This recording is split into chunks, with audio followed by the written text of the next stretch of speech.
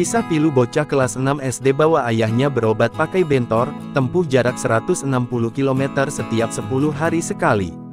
Rahmat Aulia, bocah kelas 6 SD asal Pidijaya, Aceh rela membawa ayahnya menuju rumah sakit di Aceh Utara dengan mengendarai becak motor. Foto Rahmat sedang menyemangati sang ayah yang sedang sakit terbaring lemah di becak motor itu mengundang rasa iba warganet di media sosial.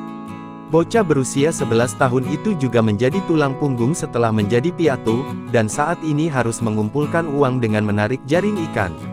Rahmat ingin membawa ayahnya berobat ke rumah sakit meskipun harus menempuh jarak ratusan kilometer menggunakan becak tua. Dilansir dari Serambi News, orang yang pertama kali membagikan foto kondisi Rahmat dan ayahnya tersebut adalah Azmi Murtala di media sosial Facebook.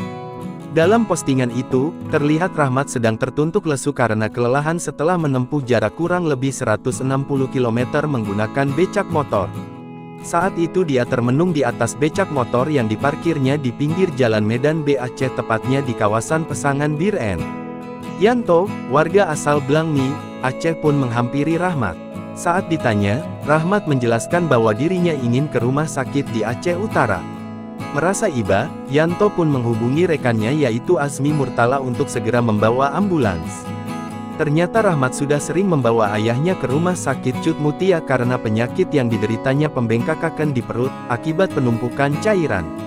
Ayahnya harus menjalani pengobatan setiap 10 hari sekali. Selain mendapat bantuan ambulans, Rahmat juga mendapat bantuan uang 1 juta rupiah untuk kebutuhannya selama di rumah sakit. Wakil Bupati, Wabub, Pidijaya Said Mulyadi mengapresiasi ketulusan pengabdian Rahmat Aulia dalam merawat sang ayah yang sedang sakit semenjak ibunya meninggal dunia. Ia mengatakan, pengabdian Rahmat kepada orang tuanya menjadi contoh bagi anak-anak lain untuk mengabdi kepada orang tua dan menjadi cambuk bagi orang dewasa. Sebab, cukup jarang ditemui anak usia 11 tahun yang mampu dan mau untuk melakukan hal seperti itu. Jangan lupa subscribe, share, komen, dan like ya.